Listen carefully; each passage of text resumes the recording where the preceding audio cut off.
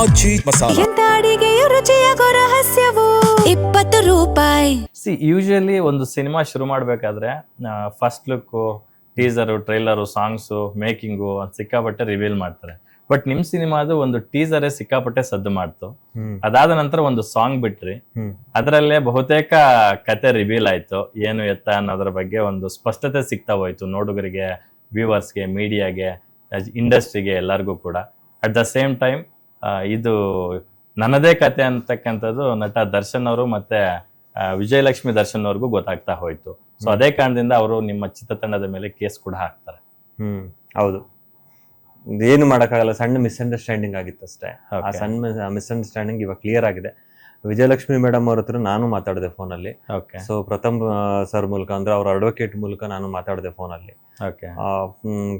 Convince ಮಾಡಿದ್ವಿ. ಅದಕ್ಕಿಂತ ಮೇಲಾಗಿ ದರ್ಶನ್ ಸರ್ ಬಾಸ್ ಸಿನಿಮಾಗೆ ಯಾವುದೇ ರೀತಿ ತೊಂದರೆ ಕೊಡೋದು ಬೇಡ, ಆ ಪ್ರೊಡ್ಯೂಸರ್ಗೆ ನೋವಾಗುತ್ತೆ, ಮತ್ತೆ ಆ ಡೈರೆಕ್ಟರ್ಗೆ ನೋವಾಗುತ್ತೆ, ಅಲ್ಲಿರೋ ಮಾಡಿರೋ ಚಿತ್ರತಂಡದವ್ರಿಗೆ ಎಲ್ಲರಿಗೂ ನೋವಾಗುತ್ತೆ, ಯಾವುದೇ ರೀತಿ ತೊಂದರೆ ಕೊಡೋದು ಬೇಡ, ಅವ್ರಿಗೆ ಹಣಕಾಸಿನ ಸಮಸ್ಯೆ ಆಗೋ ಚಾನ್ಸಸ್ ಇದೆ ಅಂತ ಕಾಳಜಿ, ಸಿನಿಮಾ ಮೇಲೆ ಕಾಳಜಿ, ಕನ್ನಡ ಸಿನಿಮಾ ಮೇಲಿರೋ ಕಾಳಜಿ ಅವ್ರಿಗೆ ಇದ್ರಲ್ಲಿ ಗೊತ್ತಾಗುತ್ತೆ. ಆ ಕಾಳಜಿ ಸೆಷನ್ಸ್ ಕೋರ್ಟ್ ಅಲ್ಲೇ ಮುಗ್ದೋಗ್ಬೇಕಿತ್ತಲ್ಲ, ಹೈಕೋರ್ಟ್ ಅವ್ರಿಗೂ ಯಾಕೆ ಬಂತು ಅಂತ? ಇಲ್ಲ, ಗೊತ್ತಿಲ್ದಂಗೆ ಇರ್ಬೋದು, ಅಥವಾ ನಾನು ಅಪ್ರೋಚ್ ಮಾಡ್ದಂಗೆ ಇರ್ಬೋದು. ಫಾರ್ ಎಕ್ಸಾಂಪಲ್ ಏನಾಗುತ್ತೆ ಅಂತ ಹೇಳಿದ್ರೆ, ಇವಾಗ ಲಕ್ಷ್ಮೀನಾರಾಯಣ್ ಸರ್ ಇವಾಗ ನನಗೆ ಗೊತ್ತಾಗ್ಬೇಕು ಅಂತ ಹೇಳಿದ್ರೆ ಒಂದು ಕೆಲವಾರು ವರ್ಷಗಳು ಬೇಕಾಗಿತ್ತು.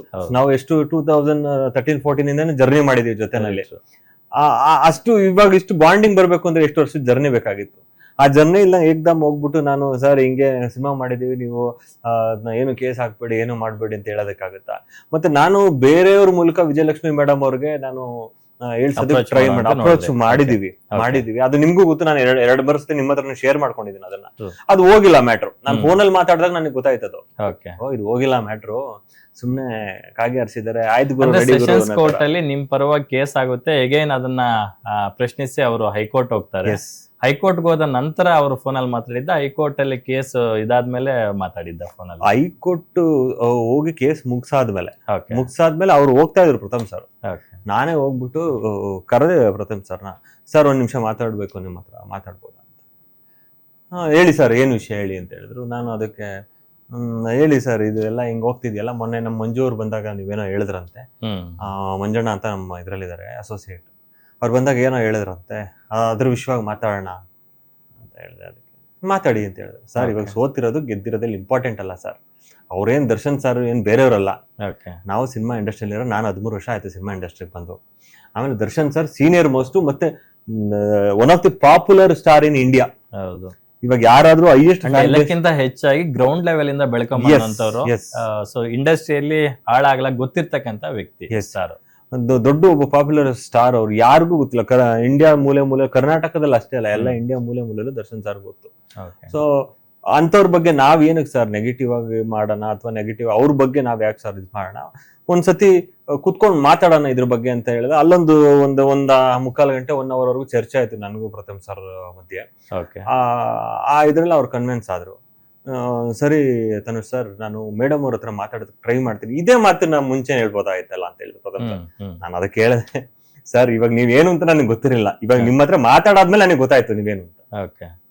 ಸರಿ ಆಯ್ತು ಅಂತ ಹೇಳ್ಬಿಟ್ಟು ಸಾಯಂಕಾಲ ನನಗೆ ಕಾಲ್ ಮಾಡಿದ್ರು. ಕಾಲ್ ಮಾಡ್ಬಿಟ್ಟು, ಎಸ್ ಮೇಡಮ್ ಅವರು ಓಕೆ ಅಂತ ಹೇಳಿದ್ದಾರೆ, ನೀವು ನಾಳೆ ಬರ್ತೀರಾ ಆಫೀಸ್ಗೆ ಅಂತ ಹೇಳಿದ್ರು. ನಾನು ಸರಿ ಆಯ್ತು ಸರ್ ಬರ್ತೀನಿ ಅಂತ ಹೇಳ್ಬಿಟ್ಟು 10:30-11 ಗಂಟೆ ಹೋದೆ ಆಫೀಸ್ಗೆ. ಆಫೀಸ್ಗೆ ಹೋದಾಗ ಮೇಡಮ್ ಅವ್ರಿಗೆ ಕಾಲ್ ಮಾಡ್ಬಿಟ್ಟು ಕೊಟ್ರು, ಮೇಡಮ್ ಅವ್ರು ಮಾತಾಡ್ಬೇಕಂತ. ಕಾನ್ವರ್ಸೇಷನ್ ಇದೆಲ್ಲ ಹೇಳಿದ್ರು. ದರ್ಶನ್ ಸರ್ ನೇರವಾಗಿ ಭೇಟಿ ಆಗಿಲ್ಲ, ನೇರವಾಗಿ ಭೇಟಿ ಆಗಿಲ್ಲ, ಕಾಲಲ್ಲಿ ಮಾಡ್ಬಿಟ್ಟು ಕೊಟ್ರು, ಫೋನ್ ಮಾಡ್ಬಿಟ್ಟು ಕೊಟ್ರು. ನಾನು ರೆಕಾರ್ಡ್ ಮಾಡ್ಕೊಂಬೋದಾಯ್ತು. ನಾನು ಮುಂಚೆನೆ ಹೇಳಿದೆ, ಪ್ರಥಮ್ ಸರ್ ನಾನು ಯಾವ್ದೇ ರೀತಿ ಫೋನಲ್ಲಿ ರೆಕಾರ್ಡಿಂಗ್ ಮಾಡ್ಕೋತಾ ಇಲ್ಲ, ನೋಡಿ ಮಾಡ್ಕೊಳ್ಳಿ, ತೊಂದ್ರೆ ಇಲ್ಲ ಅಂತ ಹೇಳಿದ್ರು. ಅಂತದೇನ್ ಮಾತಾಡಲ್ಲ, ಮಾಡ್ಕೊಳ್ಳಿ ಅಂತ ಹೇಳಿದ್ರು. ನೀವು ಮಾತಾಡಿದ್ರೆ ಸಾಕು ನನಗೆ, ಮೇಡಮ್ ಅವ್ರು ಮಾತಾಡಿದ್ರೆ ಸಾಕು, ನನಗೆ ಅವಶ್ಯಕತೆ ಇಲ್ಲ ರೆಕಾರ್ಡಿಂಗ್. ಏನೆಲ್ಲ ಮಾತಾಡಿದ್ರು ಅವರು ಅಂತ? ತುಂಬಾ ಸುದೀರ್ಘವಾಗಿ ಒಂದು 10 ನಿಮಿಷದಿಂದ 15 ನಿಮಿಷ, ಅಥವಾ ಅದಕ್ಕಿಂತ ಜಾಸ್ತಿ ಇರ್ಬೋದು, ಕಡಿಮೆ ಇರ್ಬೋದು, ಅಷ್ಟು ಮಾತಾಡಿದ್ವಿ. ಇಷ್ಟು ಕರೆಕ್ಟ್ ಆಗಿ ನಂಗೆ ನೆನಪಿಲ್ಲ. ಕೆಲವೊಂದು ವಿಷಯಗಳು ದರ್ಶನ್ ಸರ್ ಹೇಳಿದ್ರು. ಇದು ನಾನು ಅವಾಗ್ಲೇ ಹೇಳಿದ್ನಲ್ಲ, ಸಿನಿಮಾ ಕನ್ನಡ ಸಿನಿಮಾಗೆ ತೊಂದರೆ ಕೊಡೋದು ಬೇಡ, ಕನ್ನಡ ಸಿನಿಮಾಗೆ ಯಾವುದೇ ರೀತಿ ತೊಂದರೆ ಕೊಡೋದು ಬೇಡ, ಯಾವುದೇ ಕನ್ನಡ ಸಿನಿಮಾ ಆಗ್ಲಿ ಅದು ಬೆಳಿಬೇಕು. ಕನ್ನಡ ಸಿನಿಮಾ ಇಂಡಸ್ಟ್ರಿ ಇವಾಗ ಡ್ರೌನ್ ಆಗ್ತಾ ಇದೆ, ಕೆಳಗೋಗ್ತಾ ಇದೆ. ಅವ್ಳ ಕಾಳಜಿ ಇದೆ ದರ್ಶನ್ ಸರ್ಗೆ, ಅದನ್ನ ಹೇಳಿದ್ರು. ಅದಾದ್ಮೇಲೆ ಮತ್ತೆ ಕೆಲವೊಂದು ವಿಷಯ ನಾವು ಸುಪ್ರೀಂ ಕೋರ್ಟ್ಗೆ ಹೋಗಲ್ಲ, ಇಲ್ಲಿಗೆ ಸ್ಟಾಪ್ ಮಾಡ್ಬಿಡು ಅಂತ ಹೇಳಿದ್ದಾರೆ ದರ್ಶನ್ ಸರ್ ಅಂತ ಹೇಳಿದ್ರು. ಓಕೆ. ಆಮೇಲೆ ನಮ್ಗೆ ಬೆಸ್ಟ್ ವಿಶಸ್ ನ ಮಾಡಿದ್ರು Vijayalakshmi madam, such A sweet lady. ಎಷ್ಟು ಒಳ್ಳೆ ಮನಸ್ಸಿಂದ ವಿಶ್ ಮಾಡೋದು ಅಂತ ಹೇಳಿದ್ರೆ, ನನ್ ಕೇಳಿದ್ರು, ತನುಷ್ ಅವರೇ ನೀವು ತುಂಬಾ ಕಮಿಟ್ಮೆಂಟ್ ಮಾಡ್ಕೊಂಡು ಮಾಡ್ತಾ ಇದ್ದೀರಲ್ಲ ಮೂವೀಸ್, ಅದು ನನ್ಗೆಲ್ಲ ಗೊತ್ತಾಗಿದೆ ವಿಚಾರ, ನಿಮ್ಗೆ ಒಳ್ಳೇದಾಗ್ಲಿ, ನಿಮ್ಗೆ ಸಿನಿಮಾ ಚಿತ್ರತಂಡಕ್ಕೆ ನಿಮ್ಗೆ ಹೆಚ್ಚೆಚ್ಚು ಜನ ಬಂದ್ಬಿಟ್ಟು ಸಿನಿಮಾ ನೋಡ್ಲಿ, ನನ್ನ ಕಡೆಯಿಂದ ದೇವರಲ್ಲಿ ನಾನು ಕೇಳ್ಕೊತೀನಿ, ನಿಮ್ಗೆ ಬ್ಲೆಸ್ಸಿಂಗ್ ಇರುತ್ತೆ ನನ್ನ ಕಡೆಯಿಂದ ಅಂತ ಹೇಳಿದ್ರು. ನನಗೆ ಖುಷಿ ಆಯ್ತು ಆ ಮಾತುಗಳನ್ನ ಕೇಳಿ. ಆಮೇಲೆ ನನಗೆ ಇನ್ನೊಂದು ಪ್ರಶ್ನೆ ಕೇಳಿದ್ರು, ಈ ಸಿನಿಮಾ ನಮ್ಗೆ ಯಾವಾಗ ತೋರಿಸ್ತೀರಾ, ಯಾಕೆ ತೋರಿಸ್ತಾ ಇಲ್ಲ ನಮ್ಗೆ ಸಿನಿಮಾ ಅಂತ ಕೇಳಿದ್ರು. ಮೇಡಮ್ ನನಗೆ UFO ಕ್ಯೂಬಲ್ ಅಪ್ಲೋಡ್ ಆಗಿದೆ ಸಿನಿಮಾ ಆಲ್ರೆಡಿ, ನಾನು ನಿಮ್ಗೆ ತೋರಿಸ್ತೀನಿ, 3 days ಟೈಮ್ ಬೇಕು ಅಂತ ಹೇಳಿದೆ ನಾನು ಮೇಡಮ್ಗೆ. 3 days ಟೈಮ್ ಏನಕ್ಕೆ ಬೇಕು, ನನಗೆ ಸಿನಿಮಾ ಆಲ್ರೆಡಿ ಗೊತ್ತು, UFO ಕ್ಯೂಬಲ್ ಅಪ್ಲೋಡ್ ಆಗಿದೆ ಅಂತ ಹೇಳಿದ್ರೆ ನಿಮ್ಮ ಹತ್ರ ಕಂಟೆಂಟ್ ಇಲ್ಲ ಕಂಟೆಂಟ್. ನಾನು ಅದಕ್ಕೆ ಹೇಳ್ದೆ, ಮೇಡಮ್ ಇಲ್ಲ, ನಾವು ಅರ್ಜೆಂಟ್ ಆಗಿ ನಾವು ಹೈಯರ್ ರೆಸಲ್ಯೂಷನ್ ಅಪ್ಲೋಡ್ ಮಾಡ್ಬಿಟ್ಟಿದ್ವಿ, HD ಕ್ವಾಲಿಟಿ ನಮ್ಮ ಹತ್ರ ಇರಲಿಲ್ಲ ಆಕ್ಚುಲಿ. ಆ HD ಕ್ವಾಲಿಟಿನ ಕನ್ವರ್ಷನ್ ಮಾಡಿಸ್ಕೊಂಡು ತೋರ್ಸೋಷ್ಟದಕ್ಕೆ 2 or 3 days ಆಯ್ತು ನಮ್ಗೆ. ತೋರಿಸ್ವಿ, ತೋರ್ಸಾದ್ಮೇಲೆ ಅವರು ಖುಷಿ ಪಟ್ರು.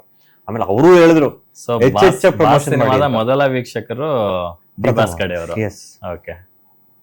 ಅವರು ಹೇಳಿದ್ರು ಚೆನ್ನಾಗಿದೆ ಸಿನಿಮಾ ಚೆನ್ನಾಗಿದೆ, ಪ್ರಮೋಷನ್ ಹೆಚ್ಚೆಚ್ಚಿಗೆ ಮಾಡಿ, ರೀಚ್ ಮಾಡಿ, ಒಳ್ಳೇದಾಗ್ಲಿ ನಿಮ್ಗೆ ಅಂತ ಹೇಳಿದ್ರು. ನಿನ್ನೆವರೆಗೂ ಕಾಂಟ್ಯಾಕ್ಟ್ ಅಲ್ಲೇ ಇದ್ರು ಪ್ರಥಮ್ ಸರ್. ಗ್ಯಾರಂಟಿ ನ್ಯೂಸ್, ಸುದ್ದಿ ಖಚಿತ, ನ್ಯಾಯ ನಿಶ್ಚಿತ.